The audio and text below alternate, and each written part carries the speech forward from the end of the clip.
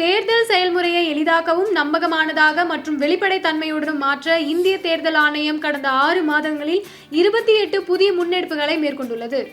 இந்த முன்னெடுப்புகளானது 6 பகுதிகளாக பிரிக்கப்பட்டுள்ளது. அரசியல் கட்சிகளுடனான இணைந்த செயல்பாடுகள், தேர்தல் முறைகளை தூய்மைப்படுத்துதல், தொழில்நுட்பத்தின் பயன்பாடு, வாக்காளர் பட்டியலின் துல்லியம், வாக்களிப்பதை எளிதாக்குதல் மற்றும் திறன் மேம்பாடு ஆகியனவாகும். இந்த தொடரில் வாக்காளர் பட்டியலை புதுப்பிப்பதற்காக இறப்பு பதிவு தரவை இந்திய பதிவாளர் ஜெனரலிடமிருந்து பெறுவது பற்றி பேசுவோம். 1960ஆம் ஆண்டு வாக்காளர் பதிவு விதிகள் மற்றும் பிறப்பு மற்றும் இறப்பு பதிவு சட்டம் 1969 படி இந்திய பதிவாளர் ஜெனரலிடமிருந்து இறப்பு பதிவு தரவை ஆணையம் இப்போது மின்னணு முறையில் பெறும்.